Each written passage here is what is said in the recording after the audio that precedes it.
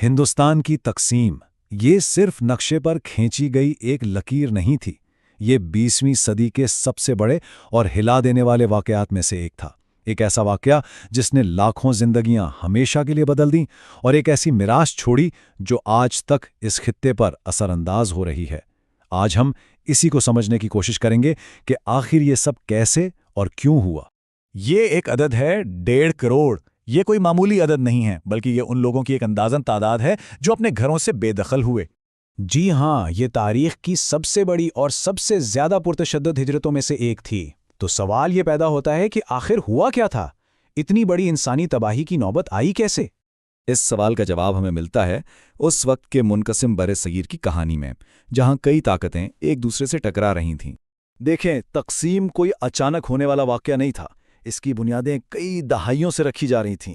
ایک طرف تو دوسری جنگ عظیم نے برطانوی سلطنت کی کمر توڑ دی تھی، دوسری طرف ہندوستان میں آزادی کی تحریک اپنے عروج پر تھی۔ لیکن اسی تحریک کے اندر ہندو اور مسلم کمیونٹیز کے درمیان فاصلے اور بے اعتمادی بڑھ رہی تھی، جس سے مستقبل کے دو بالکل مختلف تصورات نے جنم لیا۔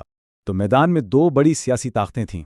ایک طرف انڈین نیشنل کانگریس، جس کی قیادت نہرو اور گاندھی جیسے رہنما کر رہے تھے، اور ان کا خواب تھا ایک متحدہ سیکولر ہندوستان کا۔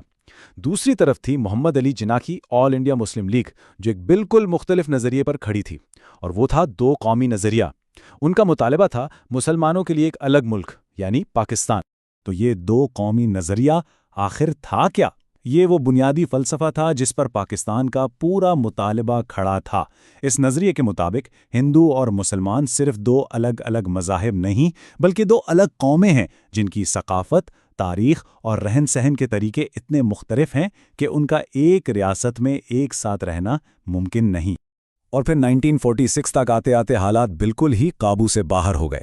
سیاسی مذاکرات ناکام ہو چکے تھے، اور کلکتہ کی سڑکوں پر ہونے والے فسادات، جسے گریٹ کلکتہ کلنگ بھی کہا جاتا ہے، اس نے رہی صحیح امید بھی ختم کر دی۔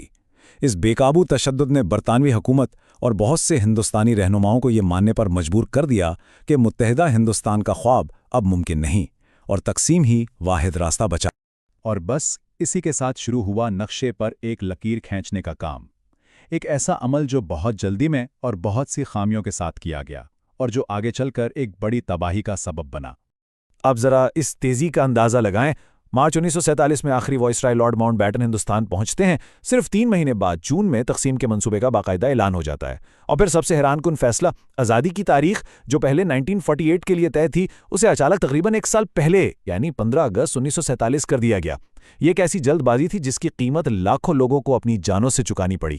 وہ لکیر جو ہندوستان اور پاکستان کے درمیان سرحد بننے والی تھی، اسے ریڈ کلف لائن کا نام دیا گیا۔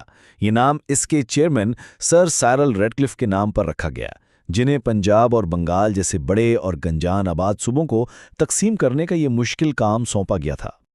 اور یہاں سب سے عجیب بلکہ پریشان کن حقیقت سامنے آتی ہے۔ 5,500 کلومیٹر لمبی سرحد کھینچنے کی ذمہ داری ایک ایسے شخص کو دی گئی جو اس سے پہلے کبھی ہندوستان آیا ہی نہیں تھا، اور اسے یہ تاریخی کام مکمل کرنے کے لیے کتنا وقت ملا؟ صرف اور صرف 5 ہفتے۔ تو ظاہر ہے کہ یہ پورا عمل ہی خامیوں سے بھرا ہوا تھا۔ سرحدیں پرانے نقشوں اور مردم شماری کے ڈیٹا کی بنیاد پر کھینچی گئیں۔ اس لکیر نے گاؤں کو بیچ سے کاٹ دیا، گھروں کو 2 حصوں میں بانٹ دیا، اور کھیتوں کے پانی کے نظام کو تباہ کر دیا۔ مقامی لوگوں کی حقیقتوں کو بالکل نظر انداز کر دیا گیا، اور سب سے بڑی ستم ظریفی تو یہ تھی کہ حتمی سرحد کا اعلان آزادی کے 2 دن بعد کیا گیا۔ یعنی لاکھوں لوگوں کو یہ تک نہیں معلوم تھا کہ 15 اگست کو جب وہ سو کر اٹھے تو وہ ہندوستان میں ہے یا پاکستان میں۔ تو یہ تو تھے سیاسی فیصلے اور نقشے پر کھینچی گئی لکیریں، لیکن ان سب کی اصل قیمت عام انسانوں نے چکائی، اپنی جانوں سے، اپنے گھروں سے اور اپنے پیاروں سے۔ اندازہ ہے کہ 1 سے 2 کروڑ لوگ۔ سوچئے ذرا، اتنے لوگوں کو اپنا سب کچھ چھوڑ کر ایک غیر یقینی مستقبل کی طرف سفر کرنا پڑا۔ یہ انسانی تاریخ کی سب سے بڑی اور تیز ترین ہجرتوں میں سے ایک تھی۔ اور یہ سفر کوئی آسان سفر نہیں تھا، یہ موت کا سفر بن گیا۔ اس افراتفری اور فرقہ وارانہ جنون میں اندازوں کے مطابق 20 لاکھ کے قریب لوگ اپنی جانوں سے ہاتھ دھو بیٹھے۔ یہ کوئی ایک طرفہ کہانی نہیں تھی، سرحد کے دونوں طرف انسانیت کا ایک سیلاب تھا۔ لاکھوں مسلمان نئے بننے والے ملک پاکستان کی طرف جا رہے تھے، اور لاکھوں ہندو اور سکھ ہندوستان کا رخ کر رہے تھے۔ سب سے زیادہ تباہی پنجاب اور بنگال کے علاقوں میں ہوئی، جنہیں اس لکیر نے بے رحمی سے 2 حصوں میں تقسیم کر دیا تھا۔ جب قانون نام کی کوئی چیز ہی نہیں رہی اور ہر طرف افراتفری پھیل گئی تو لاکھوں لوگوں کو اپنے آبائی گھر چھوڑنے پر مجبور ہونا پڑا۔ انہوں نے پیدل، ٹرینوں کی چھتوں پر اور بیل گاڑیوں پر خطرناک سفر شروع کیے، اور راستے میں انہیں ایسے تشدد کا سامنا کرنا پڑا جس کا تصور بھی مشکل ہے۔ تقسیم کا تشدد تو وقت کے ساتھ تھم گیا، لیکن اس نے اپنے پیچھے تنازعات کی ایک ایسی میراث چھوڑی جو آج بھی جنوبی ایشیا کے حال اور مستقبل پر گہرے سائے ڈالے ہوئے ہے۔ آزادی تو مل گئی، لیکن اس کے ساتھ ہی پہاڑ جیسے مسائل کھڑے ہو گئے۔ دونوں نئے ممالک کو لاکھوں بے گھر مہاجرین کو بسانا تھا، فوج سے لے کر ریلوے اور سرکاری اثاثوں تک ہر چیز کو تقسیم کرنا تھا، اور ایک بہت بڑا سوال 500 سے زیادہ شاہی ریاستوں کا تھا، جنہیں یہ فیصلہ کرنا تھا کہ وہ ہندوستان کا حصہ بنیں گی یا پاکستان کا۔ اور ان سب میں جو سب سے بڑا اور پیچیدہ مسئلہ ابھرا وہ تھا کشمیر کا، جو آج تک حل نہیں ہو سکا۔ جموں و کشمیر کی ریاست، جس کی آبادی کی اکثریت مسلمان تھی، اس کے ہندو حکمران نے ہندوستان میں شامل ہونے کا فیصلہ کیا۔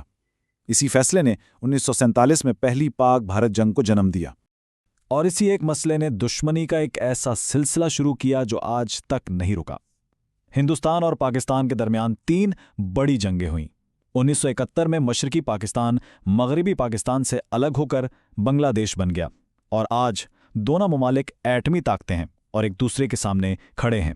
یہ ایک ایسی سیاسی دشمنی ہے جس نے پورے خطے کے امن اور ترقی کو متاثر کیا ہے۔ تو یہ سمجھنا بہت ضروری ہے کہ 1947 کی تقسیم کوئی پرانی تاریخ کا قصہ نہیں ہے، یہ ایک زندہ حقیقت ہے، ایک ایسا عمل ہے جو آج بھی اس خطے میں رہنے والے 1.8 ارب سے زیادہ لوگوں کی زندگیوں، ان کی سیاست اور ان کی شناخت پر اثر انداز ہو رہا ہے۔ یہ سب کچھ دیکھ کر ایک ہی سوال ذہن میں آتا ہے، کیا ایک لکیر جو تقریباً 80 سال پہلے نقشے پر کھینچی گئی تھی، کیا وہ لوگوں کے دلوں اور ذہنوں سے واقعی کبھی مٹائی جا سکتی ہے؟